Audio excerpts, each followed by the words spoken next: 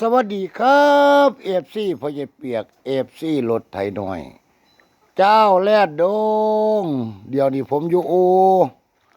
ดัดแปลงรถไถเดินตามมาเป็นนางขับนะครับ เจ้าแลดดงของอีพ่อใหญ่ฉลองนี่แหละครับ ผมสิพามาเบิ่งการขึ้นโค้งครับพี่น้องการขึ้นโค้งรถไถดัดแปลงนะครับนี่มาหลายมองหลายทีได้ครับแต่ว่าผมบ่ฮู้ดอกว่ามาตาใส่เนี่ยนี่ครับการขึ้นโค้งหลักๆมันก็สิมีขั้นสำหรับใส่กระบอกใบดันดินนานะครับโค้งเครื่องนะแล้วก็ชุดคอนโซลแล้วก็คัสซี่ชัดซี่นะครับเอามาเบิ่งทั้งพี่ครับนะอันเฮาฮู้จักหลักมันนะครับนี่ครับนะแล้วก็ข้านใบดันดินนานี่เห็นบ่ครับนี่เห็นบ่แล้วก็ข้านหน้านี่ข้านหน้าพวงมาลัยอันนี้คอนโซลสิมีหยังไงมีเบรกมีคลัตช์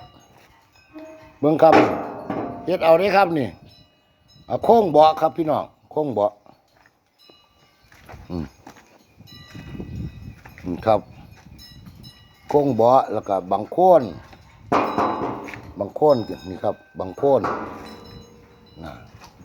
อันนี้โค้งเบาะนะครับใส่เกียร์น้ำนะครับแล้วก็โค้งสำหรับใส่หลังคาโค้งหลังคาเสาหลังเสียบเสาหลังคา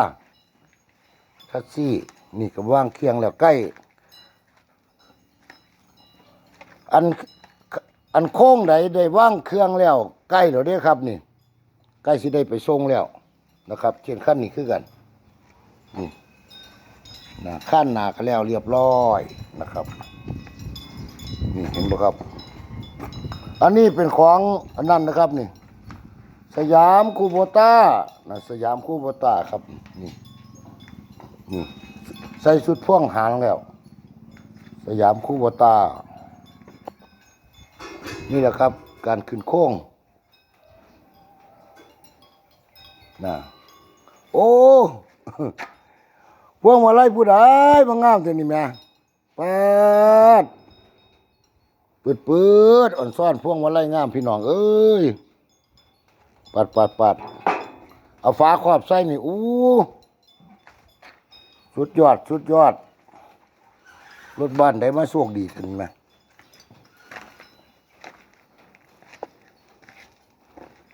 ตายอยู่ไหมในบ้านที่ยายโอ้ระวังสั่นละในวิทย์ว่า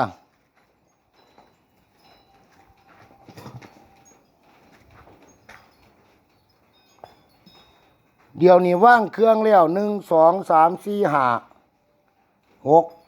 6ขั้นผมได้สิออกพร้อมกันครับพี่น้องครับนี่ว่างเครื่องแล้วแสดงว่าใกล้แล้วใกล้สิออกแล้วไปส่งพร้อมกัน